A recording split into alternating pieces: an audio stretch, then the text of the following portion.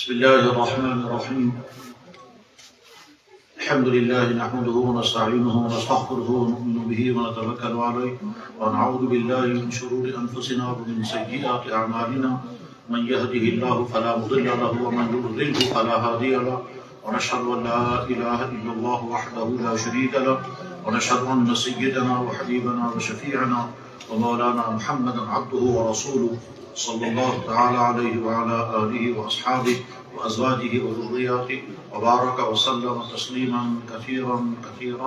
أما بعد. فأولا أشهد أن لا إله إلا الله وأشهد أن محمدا عبده ورسوله على هذه الشهادة نحيا وعليها نموت إن شاء الله. معزز و مکرم حضرات علماء کرام اور اس اہم ترین اجلاس میں شریک ہونے والے دینی بھائیوں، کشمیر کی تاریخ ہزاروں سال پر پھیلی ہوئی ہے. اس تاریخ کے بہت سارے ابواب کتابوں میں مدون ہیں اور ہو سکتا ہے بے شمار ابواب کتابوں سے اوجھل ہیں، لیکن اگر ایمان والے کی نظر سے غور کیا جائے تو کشمیر کی پوری تاریخ کا سب سے روشن ترین باب، کشمیر کی تاریخ کا سب سے روشن ترین صفحہ وہ باب ہے کہ جس باب میں کشمیر میں اسلام داخل ہوا. اس سے پہلے کا کشمیر کیسا تھا اور اس کے بعد کے کشمیر کے حالات کیا بنے ہیں، لیکن اگر اللہ جل شانہ کے فضل اور عنایت سے اور ان اللہ کے پیارے اور مقرب بندوں کی پرصعوبت کوششوں سے اور یہاں کے لوگوں کی خوش قسمتی سے یہ دین توحید اور دین حق یہاں نہ آیا ہوتا تو کشمیر جیسے اس سے پہلے کفر شرک کی اندھیریوں میں ڈوبا ہوا تھا، اس کے بعد بھی نہ جانے کتنے عرصے تک اسی کفر و شرک کی اندھیری میں ڈوبا رہتا. کشمیر کی تاریخ کا سب سے روشن ترین باب کشمیر میں داخل ہونے والا اسلام. اس بات کو سمجھنے اور سمجھانے کی ہمیشہ ضرورت رہی ہے، لیکن اب بہت زیادہ ضرورت ہے یہ سمجھنے کی اور سمجھانے کی کہ کشمیر میں اسلام کی نعمت اور اسلام کی دولت کیسے آئی ہے اور اس کے مختلف محرکات ہیں کہ یہ بات سمجھنے اور سمجھانے کی ضرورت کیوں ہے. بہرحال کشمیر میں اسلام کی نعمت پہنچی. گوڑ پہلی شخصیت جس کے ذریعے سے کشمیر میں اسلام داخل ہوا وہ سید عبدالرحمن بلبل رحمہ اللہ تعالی، جو اصلاً تو سادات میں سے تھے،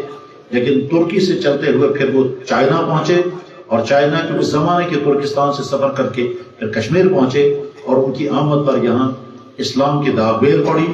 ان کے آنے پر یہاں اسلام کا چراغ روشن ہوا، ان کے آنے پر یہاں کلمہ توحید بلند ہوا، ان کے آنے پر یہاں کلمہ شہادت یعنی اللہ کی وحدانیت کا اعلان اور خاتم المرسلین صلی اللہ علیہ وسلم کی رسالت عظمی اور آپ کی نبوت کبریٰ اور آپ کی خاتمیت کا اعلان یہاں پہنچا. اور اس کے بعد پھر اسلام کے پھیلنے کا سلسلہ شروع ہوا.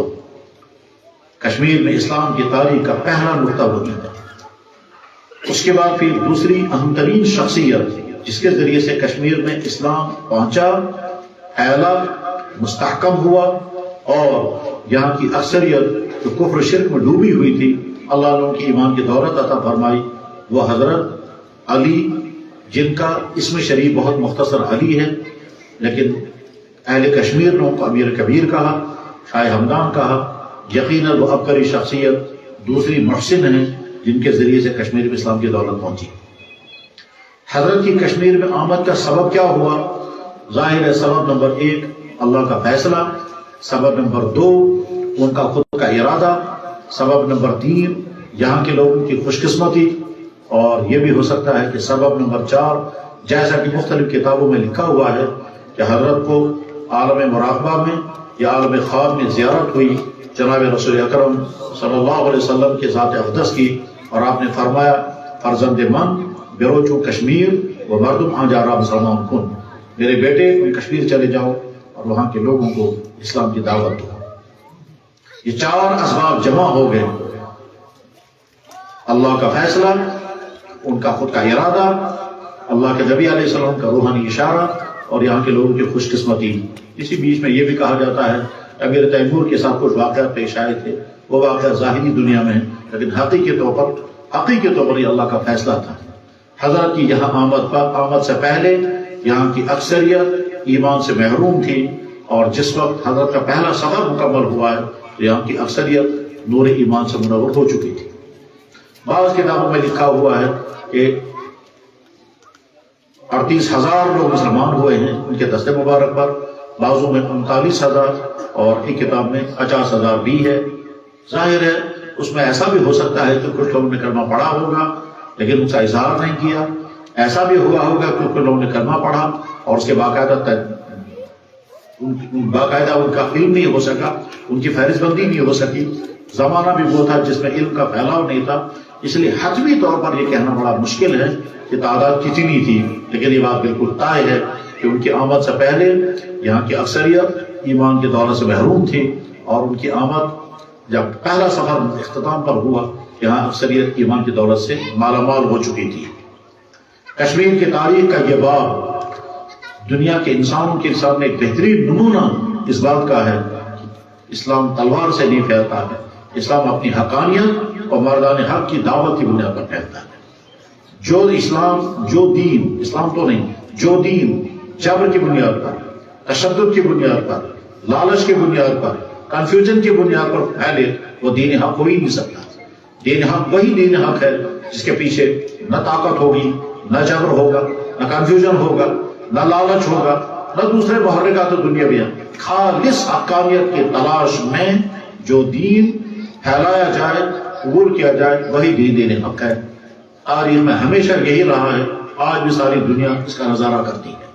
کہ دنیا میں سب سے زیادہ پھیلنے والا دین حق دین اسلام ہی ہے، اور اس لیے نہیں کہ کوئی مسلمانوں کی محنت ہے، مسلمان اس سلسلے میں بدترین مجرم ہیں، حکومتوں سے لے کر کے اور نیچے تمام طبقات تک، کہ انہوں نے اقوام عالم کے سامنے دین حق کی تعبیر دعویٰ کا جو کام کرنا چاہیے تھا اس سلسلے میں بہت ہی مجرم ہے ساری امت مسلمہ۔ البتہ اسلام اپنی خود کی حقانیت سے لوگوں کو اپنی طرف خود کھینچتا ہے۔ کشمیر کی وہ تاریخ کا وہ باب ہمیں اعلان کر کے کہہ رہا ہے کوئی تلوار نہیں چلی، یہاں کے لوگوں نے از خود طالب حق کی بنیاد پر اللہ کے فیصلے کے نتیجے میں اور داعیان حق کی انتہائی معتدل مزاج کی دعوت، اور اس سلسلے میں ان شخصیات کی زندگی کتنی مؤثر رہی ہے، کتنی ان کے اندر للہیت ہوگی، کتنی ان کے اندر انابت ہوگی، کتنا ان کے اندر درد و تڑپ ہوگی، کیسی وہ اللہ کے مقبول عبادتوں اور مقبول دعاؤں کے نتیجے میں محبوب بنے ہوں گے، کتنے وہ آنسو بہتے ہوں گے، کیا ان کی شخصیت میں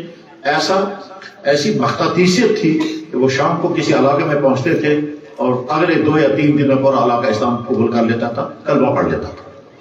یہی وجہ ہے کہ حضرت شاہ ہمدان رحمہ اللہ تعالیٰ جس خطے میں گئے تھے وہاں خانقاہیں بنائیں۔ یہ خانقاہیں دراصل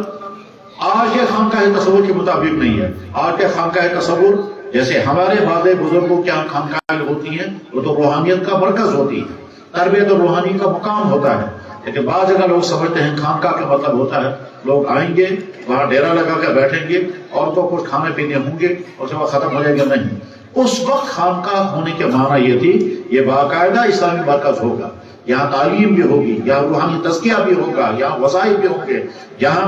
اقتصادی معاملات کے فیصلے بھی ہوں گے، یہاں بے کس و بے بس انسانوں کے رہنے سہنے کا انتظام بھی ہوگا۔ حضرت شاہ ہمدان رحمہ اللہ تعالیٰ جینیس انسان تھے، ایک عبقری شخصیت تھی، انتہائی دور اندیش تھے، وہ سمجھتے تھے کہ اگر لوگوں نے اسلام قبول کیا تو نہ جانے کتنے افراد ایسے ہوں گے کہ اسلام قبول کریں گے اپنے گھر میں رہ نہیں سکیں گے، خاندان اسلام میں داخل ہو گیا اپنے علاقے میں رہ نہیں پائے گا، اس کے لیے مشکل حالات ہو سکتے ہیں، تو ان کی رہائش کا انتظام ہونا چاہیے، ان کے کھانے پینے کا انتظام ہونا چاہیے، ان کو شرٹر ملنا چاہیے، پھر بعد ان کو روزگار بھی دیا جانا چاہیے۔ اس غرض کے لیے خانقاہ مقرر، تو خانقاہ میں لنگر بھی چلتا تھا۔ چاہے بڑی دلچسپ بات ہے کہ خانقاہ معلیٰ اور خانقاہ بلبل لنگر کے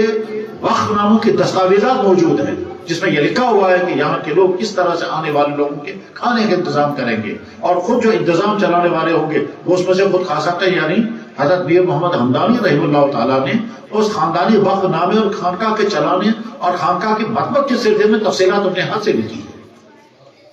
غرض ہے کہ شاہ ہمدان رحمہ اللہ تعالیٰ جینیس شخصیت ہے، ان کے آنے کے نتیجے میں یہاں کے لوگوں نے اسلام قبول کیا، الحمدللہ رب العالمین۔ ظاہری اعتبار سے کہا جا سکتا ہے کہ اگر حضرت تشریف نہ لاتے تو نہ جانے کتنے طویل عرصے تک یہاں کی امت اسلام کی دولت سے محروم رہتی. اگرچہ حکومت اس وقت مسلمانوں کی تھی، سلطان شہاب الدین، سلطان قطب الدین، اس سے پہلے سلطان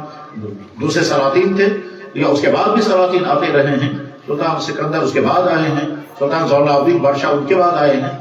اگرچہ رہی ہے حکومت، مگر اسلام کی دعوتی اشاعت، دعوت کی بنیاد پر اسلام کی اشاعت اور گھروں میں اسلام کا مستحکم ہونے کا سارا کام حضرت شاہ ہمدان رحمہ اللہ تعالیٰ اور ان کے ساتھ آنے والے ان کے رفقا، اور پھر بڑا کارنامہ انجام دیا ان کے صاحبزادے حضرت میر محمد حمدانی رحمہ اللہ تعالیٰ نے، جو سلطان سکندر کے زمانے میں یہاں آئے تھے اور 22 سال کا نوجوان تھا.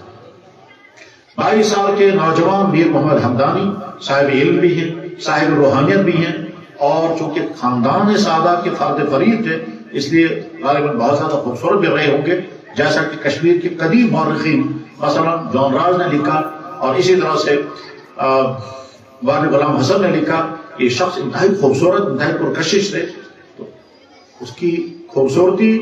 اس کی پرکشش شخصیت اور ان کا علم اور ان کی روحانیت اور بیدار جوانی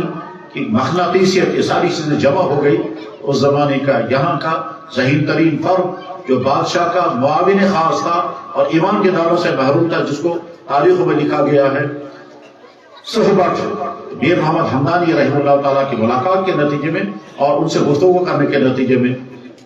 اس نے اسلام قبول کیا، اور وہ پہلے صحبت تھا اور بعد میں یہی شخص سیف الدین بن گئی. شاہ ہمدان رحمہ اللہ تعالیٰ کی آمد پر کشمیر کے لوگوں کو اسلام کی دولت ملی. شاہ ہمدان کی زندگی کا سب سے روشن ترین پہلو یہ داعیانہ کردار ہے. وہ محدث بھی تھے، مصنف بھی تھے، شاعر بھی تھے، ادیب بھی تھے، صوفی بھی تھے، ولی اللہ بھی تھے. یہ تمام اوصاف ہیں، لیکن ان تمام اوصاف کا فائدہ ان کی ذات کو ہے. ہم اہل کشمیر کو ان کا فائدہ جو ملا وہ بنا ان کے داعیانہ کردار کی بنا پر. اگر حضرت یہاں کشمیر تشریف نہ لاتے، ٹھیک ہے وہ بہت بڑے محدث ہوتے مگر امام بخاری سے بڑے نہیں ہو سکتے، اور بہت بڑے امام ہوتے مگر امام ابو حنیفہ سے آگے نہیں جا سکتے، اور بہت بڑے فلسفی ہو سکتے تھے مگر امام غزالی جیسی شخصیت سے آگے جانا مشکل ہے. وہ بہت بڑے صوفیہ میں سے ہوتے، یقیناً ہوتے، اور آگے شیخ عبد القادر جیلانی رحمہ اللہ تعالیٰ اور شیخ شہاب الدین سہروردی جیسی شخصیات بھی. لیکن شاہ ہمدان کی قدر و قیمت ہم سب کے لیے کیا ہے کہ داعیہ اسلام ہے. ان کے یہاں آنے پر اسلام کی دولت ملی ہے، اور اسی لیے بار بار علامہ اقبال کا شعر پڑھا گیا، سید السادات سالار حرم دست او میں ہمارے تنویر امم، اور انہی کا یہ کارنامہ بیان کیا گیا کہ وہ شخصیت ہے جس نے اس کشمیر میں علم، دین، صنعت اور تہذیب، داد، علم و صنعت و تہذیب و دین، وہ ساری چیزیں لے کر کیا ہے. حضرات اس میں کوئی شک نہیں کہ حضرت شاہ ہمدان رحمہ اللہ تعالیٰ کا احسان خطہ کشمیر اور آج کا کشمیر نہیں، اس میں پورا بلتستان،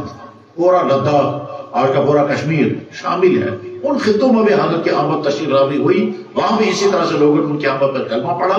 وہاں بھی ان کی تشریف آوری پر خانقاہیں بنی ہیں. اور بلکہ شاہ ہمدان رحمہ اللہ تعالیٰ کے متعلق دینے والوں نے اس موضوع پر یہاں گفتگو ہوئی یا نہیں، کہ بڑا مسئلہ بعض حضرات نے یہ اٹھایا کہ شاہ ہمدان اہل سنت والجماعت میں سے تھے بھی یا نہیں، لیکن حق یہ ہے کہ شاہ ہمدان رحمہ اللہ تعالیٰ خالص اہل سنت والجماعت تھے، اور اس کا ثبوت خود ان کی تحریریں ہیں. اس کا ثبوت اوراد فتحیہ میں ان کا یہ بیان ہے، وبالصدیق وبالفاروق وبالنورین وبالمرتضیٰ ائمہ رضوان اللہ تعالیٰ علیہم اجمعین.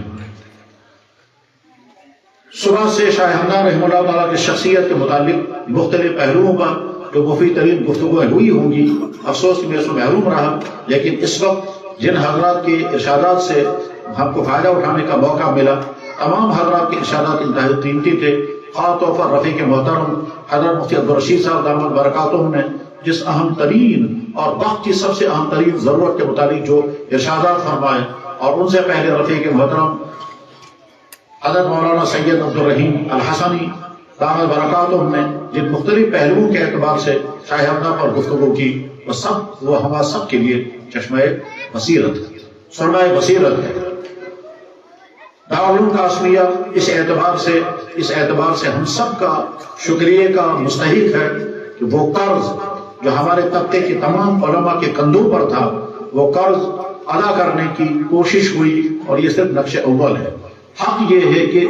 اہل کشمیر نے حضرت شاہ ہمدان رحمہ اللہ تعالیٰ کی شخصیت پر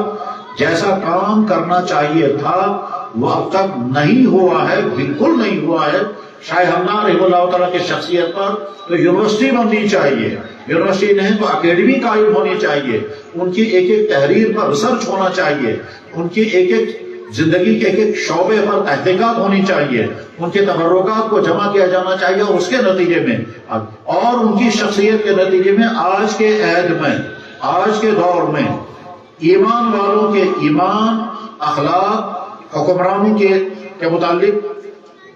دستاویزات اور راہ عمل کیا کیا ہونا چاہیے، شاہ ہمدان رحمہ اللہ تعالیٰ کی جینی خراب کری شخصیت میں یہ سارے پہلو موجود ہیں۔ لیکن افسوس قد افسوس کہ اب تک یہ طرز اہل کشمیر پر 700 سال سے قائم ہے کہ شاہ ہمدان کا حق یہاں کسی طرح سے ادا نہیں ہو سکا۔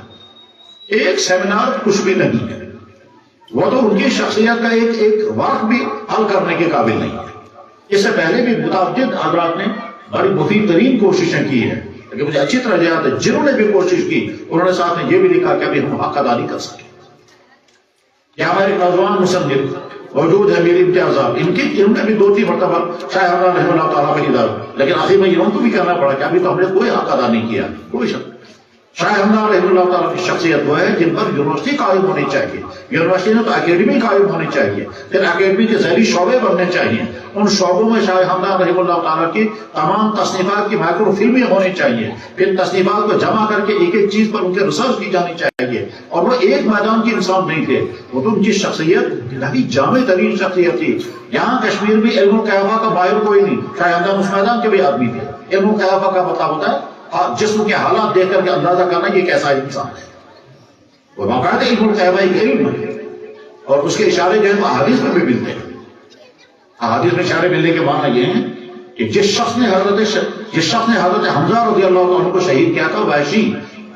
اس کے سامنے ایک آدمی آیا، اور آدمی آ کر کے اسے پوچھا گیا آپ اس کو پہچانتے ہو؟ اس نے پاؤں دیکھ کر کے کہا کہ 50 سال پہلے تقریباً میری گود میں ایک بچہ تھا جس کو میں کہیں لے گیا تھا، اس بچے کا پاؤں جیسا تھا یہ پاؤں وہی ہے، مجھے لگتا ہے یہ وہی آدمی ہے۔ اور وہ عبید اللہ بن علی بن خیار تھے۔ تو علم قیافہ بات امام شاہ ہمدان اس کے علم کے ماہر تھے، فلسفی تھے، بہت زیادہ فلسفہ جانتے تھے، تصوف کے علمی تصوف کے بہت بڑے ماہر تھے۔ اور اس کے بعد شخصی زندگی ان کی کتنی قیمتی اور کتنی بات۔ شاہ ہمدان رحمہ اللہ تعالیٰ نے پوری دنیا کے سفر کیے ہیں، ان سفروں کی پوری روایتیں جمع ہونی چاہیے کہ کس کس ملک میں انہوں نے سفر کیسے کیا، اور اسی طرح سے ان کی زندگی کا اہم ترین بات یہ ہے کہ جب وہ یہاں کے لوگوں کو اسلام کی دعوت دیتے تھے تو دعوت دینے کا ان کا اسلوب کیا تھا، ان کا طریقہ کیا تھا، ان کا مزاج کیا تھا۔ اسی طرح سے شاہ ہمدان کی زندگی کا اہم ترین مسئلہ یہ کہ وہ شافعی المسلک تھے، وہ ہمیشہ سے شافعی المسلک تھے یا بیچ میں شافعی بن گئے تھے، اور اگر وہ پہلے حنفی تھے تو شافعی کیوں بنے، اور اگر وہ شافعی بن گئے تھے تو اس کی تبلیغ وہ کرتے تھے یا اپنی شافعیت کو چھپا کر کے رکھتے تھے۔ یہ تمام چیزیں تحقیق کرنے کا موضوع ہیں، اور اس کے نتیجے میں یہاں کے لوگوں کی نئی روشنی ملے گی۔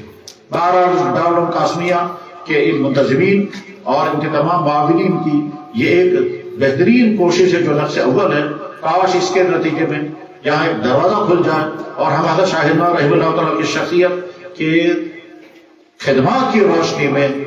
اپنے آج کے مسلمانوں کا ایمان اور آج کے مسلمانوں کی تہذیب دین کی حفاظت کے قابل ہو سکے۔ میں مقرر کرنا چاہوں گا حضرت مفتی عبدالرشید صاحب نے جن باتوں کی طرف اشارہ کیا وہ انتہائی خطرے کی چیز ہے۔ یہاں کی نوجوان نسل، اس میں لڑکے ہوں یا لڑکیاں ہوں، ان کا ایمان، ان کے کردار، یہ دونوں چیزیں خطرے کی نشانی ہے، اور ماحول اسی طرح کا بنا ہوا اور بنایا جا رہا ہے۔ اور اگر یہاں کے والدین اس سلسلے میں حساس نہیں ہوئے اور ان کے ذہن میں بس اتنا ہی خطرہ رہا کہ تعلیم ہاتھ آئے، یہ تعلیم ہاتھ آئے بعد میں بے روزگاری، یہ آج کی تعلیم کا ایک بہت بڑا زہر یہ بھی ہے کہ اگر تعلیم ڈگری ہاتھ میں لے لو بولا تو کہیں نہیں ملے گی،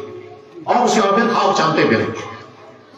ادارے چاروں طرف ہیں، ڈگریاں ہاتھ میں ہوں گی، قابلیت بھی نہیں ہوگی اور روزگار بھی نہیں ملے گا، اور تعلیم یافتہ انسان بعد میں روزگار کے قابل بھی نہیں رہتا۔ بے روزگاری کے طوفان میں باہر کے ہزاروں انسان روزگار کما رہے ہیں، مگر یہ تعلیم یافتہ جو ہے یہ جو ہی سیکنڈ ٹائر کے بدن پر چڑھ جاتی ہے یہ کسی کام کے قابل ہی رہتا ہے، پھاقے لگیں گے مگر مزدوری نہیں کر سکتا۔ تو میرے بھائی جہاں کے مسلمانوں کا سب سے اہم ترین مسئلہ اس وقت یہی ہے کہ یہاں کے نئی نسل کا ایمان بچے،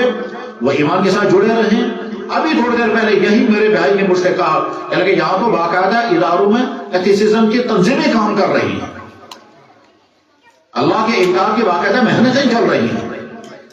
اور والدین کے ذہنوں میں بس ہمارا بچہ ڈگری کرے، اس ڈگری میں قابلیت ہو یا نہ، ہاتھ میں ڈگری آ جانی چاہیے۔ یہاں شاہ ہمدان کانفرنس کا میسیج یہاں کے مسلمانوں کے نام اگر کوئی ہو سکتا ہے تو یہ، جس شاہ ہمدان کے ذریعے سے ایمان کی دولت ہمیں ملی، اس شاہ ہمدان کی روح پکار کر کے ہم سے کہہ رہی ہے اپنی نئی نسل کے ایمان بچانا، ایسا نہ ہو جو ایمان کی دولت میں لے کر کے آ گیا وہ ایمان کی دولت اللہ واپس ہے کو کس اور کو دے۔ اور ساتھ میں جس شاہ ہمدان رحمہ اللہ تعالیٰ کے ذریعے تہذیب دینی ہمیں ملی تھی، ہم کپڑوں کے ذریعے، اپنے ایکشنوں کے ذریعے، اپنے دوسرے سرگرمیوں کے ذریعے سے اس تہذیب کو ختم کر رہے ہیں۔ ناچ ہیں، گانے ہیں، آوارگیاں ہیں، فیشن ہے، فوج لباس ہیں، فوج میسیجیں ہیں، ڈانس ہیں، میوزک ہے، آوارگیاں ہیں، بلکہ تعلیم کے نام پر دانشگاہوں کو ڈانس گاہ بنایا جا رہا ہے۔ اب تک تھی دانشگاہ، اب ہے وہ ڈانس گاہ، اور فخر کے ساتھ ایونٹ ہوتے ہیں۔ بلکہ بعض والدین کہتے ہیں ہماری بیٹیوں کو پارٹیسپیٹ کرنے کا موقع کیوں نہیں دیا گیا؟ جب غیرتیں مٹتی ہیں تو یہی انجام ہوتا ہے۔ شاہ ہمدان رحمہ اللہ تعالیٰ کے نام پر منعقد ہونے والی یہ کانفرنس ہم سب کے لیے ایک میسیج ہے کہ کاش یہاں کے تمام طبقے اس بات کو سمجھیں، تمام طبقے اس بات کو سمجھیں جن کا تعلق ایمان کے ساتھ ہے، جو مسلمان ہیں۔ اس کا کام میں مقرر مبارکباد دیتا ہوں تمام منتظمین کو،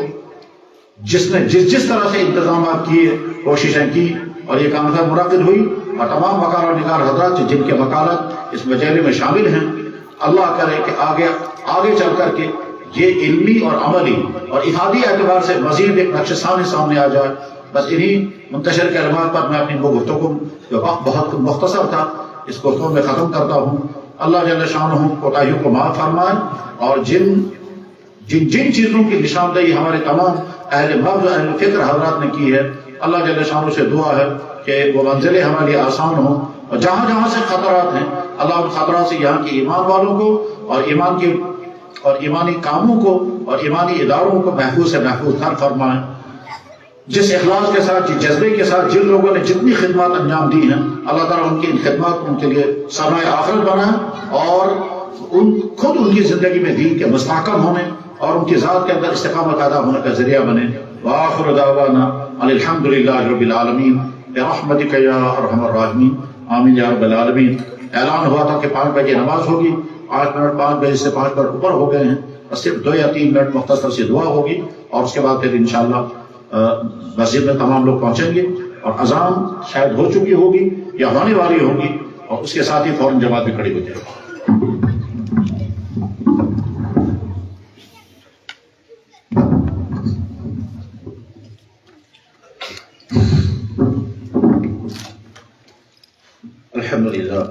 الحمد للہ رب العالمین، والصلاة والسلام علی سید الانبیاء والمرسلین وعلی آلہ واصحابہ اجمعین۔ اللہم لک الحمد انت نور السماوات والارض ومن فیہن، ولک الحمد انت قیم السماوات والارض ومن فیہن، ولک الحمد انت رب السماوات والارض ومن فیہن، ولک الحمد انت مالک السماوات والارض ومن فیہن۔ اللہم انت حق وقولک حق ولقاؤک حق والجنت حق والنار حق والنبیون كلهم حق ومحمد رسول اللہ حق۔ اللہم لک الحمد ملء السماوات ملء الارض ملء ما بینہما ملء ما شئت من شیء بعد یا رب العالمین۔ اللہم صل وسلم وبارک علی سیدنا وحبیبنا وشفیعنا ومولانا محمد وعلى آل سیدنا وحبیبنا وشفیعنا ومولانا محمد کما صلیت علی ابراہیم وعلى آل ابراہیم انک حمید مجید۔ یا دائما بلا فنا، یا قائما بلا زوال، یا مدبرا بلا وزیر، یا رازقا بلا نصیر، یا من هو على كل شيء قدير انت بالاجابه جدير۔ اللهم انا نشهدك اننا نشهد ان لا اله الا انت، وانا نشهدك اننا نشهد ان سيدنا وحبيبنا وشفيعنا ومولانا محمد رسول الله صلی اللہ علیہ وسلم۔ یا اللہ، آپ کی بارگاہ میں حمد و ثنا، آپ نے ایمان کی دولت عطا فرمائی، ہمارا شکر قبول فرما۔ یا اللہ، جن آپ کے نیک بندوں کے ذریعے سے آپ کا یہ دین مقدس ہم تک پہنچا، یا اللہ ان تمام نیک بندوں کو ہماری طرف سے بے انتہا جزائے عطا فرما۔ یا اللہ، اس میں سب سے پہلے آپ کی ذات الہی کی مشیت یا اللہ اور عنایت تھی کہ جناب رسول اکرم صلی اللہ علیہ وسلم کی ذات اقدس کا احسان کہ صحابہ اور تابعین، تبع تابعین، فقہا، محدثین، اولیاء کرام، بزرگان دین، یا اللہ مشائخ اعظام اور اخیر میں حضرت سید عبدالرحمن بلبل، حضرت شاہ حمدان اور ان کے رفقا اور میر محمد حمدانی، یا اللہ اور اس کے بعد عظیم ترین شخصیات یا اللہ عظیم ترین شخصیات حضرت شیخ نور الدین ولی، حضرت شیخ مخدوم صاحب، حضرت شاہ یا اللہ حضرت شیخ یعقوب صرفی، حضرت محدث جمال الدین بخاری، محدث جواہرنار، محدث شمس الدین پال، اور اس کے بعد کی بے شمار عظیم شخصیات جن میں اولیاء ہیں، محدثین ہیں، فقہا ہیں، یا اکرم الاکرمین ان تمام کے درجات کو بلند سے بلند تر فرما۔ ہم سب کی طرف سے یا اللہ ہم سب کی طرف سے ان کی خدمت میں ہمارا ہدیہ عقیدت پیش فرما دیں، اور ہماری یہ دعائیں ان کے حق میں اس لیے نہیں کہ ان کے درجات بلند نہیں ہوں گے، یا اللہ ہم کو ان کی وابستگی یا اللہ پر مستحکم رہنا نصیب فرما، ان کے درجات کو بلند فرما، یا اللہ یہ ایمان کی دولت عطا فرمائے، اس پر ثابت قدمی عطا فرما، یا اللہ ایسا نہ ہو کہ ایمان کی نعمت یہاں کے لوگوں کی ناقدری کی وجہ سے چھن جائے، ایسا نہ ہو کہ وہ مسلط ہو جائیں جو آگے چل کر کے ایمان پر جمنے بھی نہ دیں، یا اللہ ایسا نہ ہو کہ یہاں کے لوگوں کے سامنے ایسی لالچ آئے، ایسا پریشر آئے، ایسے دھوکے آئیں، ایسا کنفیوژن آئے، ایسا انتشار فکری پیدا ہو، یا اللہ جس کے نتیجے میں یہاں کی نوجوان نسل ایمان سے محروم ہو جائے گی، یا اکرم الاکرمین، یا ارحم الراحمین، یا ذا الجود والکرم، یہاں کے ایمان اور ایمان کے تقاضوں پر جمنا نصیب فرما دے، اور جہاں سے ایمان کے چھننے کے خطرات ان تمام دروازوں کو بند کر دے، یا اکرم الاکرمین جہاں جہاں سے محنتیں ہو رہی ہوں گی وہ قلم، وہ زبانیں، وہ سوچ، وہ ارادے، وہ فائلیں، یا اللہ آپ کے علم میں ہو کہ کہاں کیا ہو رہا ہے، ہم اپنا بے کسی بے بسی کا حال آپ کے بارگاہ میں پیش کرتے ہیں، آپ خود ہی ہر جگہ حفاظت کے فیصلے فرما، یا ذا الجود والکرم انا نجعلک فی نحورہم ونعوذ بک من شرورہم یا رب العالمین، یا رب العالمین، یا اللہ جو کچھ ہی اب تک محنت ہوئی اس محنت کو بہت کامیاب بنا، یا اللہ اس محنت کو کامیاب بنا، جنہوں نے جیسے محنت کی، لکھنے والوں نے لکھا، بولنے والوں نے بولا، انتظام کرنے والوں نے انتظام کیا، یا اللہ ان تمام کے لیے ذخیر آخرت بنا اور اس کے یہاں کے دین کے محفوظ ہونے کا ذریعہ بنا، یا اللہ جناب رسول اکرم صلی اللہ علیہ وسلم کی ذات اقدس نے اپنی ذات کے لیے، ایمان والوں کے لیے، تمام دنیا کے انسانوں کے لیے جب جو دعائیں مانگی اور تمام دعائیں ایک ایک ایمان والے کے حق میں قبول فرما۔ اللهم انك تسمع كلامنا وترى مكاننا وتعلم سرنا وعلانيتنا ولا يخفى عليك شيء من امرنا ونحن البائسون الفقراء المستغيثون المستجيرون الوجلون المشفقون المخرون المعترفون بذنوبنا نسألك مسألة المسكين ونبتهل إليك ابتهال العبد المسلم الذليل ندعوك كدعاء البائس الفقير دعاء من خضعت لك ركبته وفاضت لك عينه وذل لك جسمه اللهم لا تجعلنا بدعائك ربك الشقيا وقم بنا رؤوفا رحيما اللهم انا نسألك جميع ما سألك منه نبي سيدنا محمد صلى الله عليه وسلم ونعوذ بك من شر ما استعاذك منه نبي سيدنا محمد صلى الله عليه وسلم عليك التكلان ومنك المستعان ولا حول ولا قوة إلا بالله العلي العظيم سبحان ربك رب العزة عما يصفون سلام على المرسلين الحمد لله.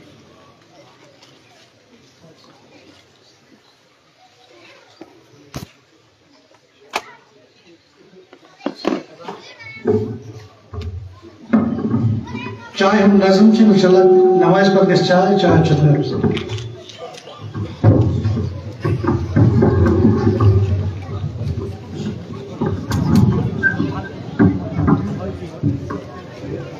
Mic to mic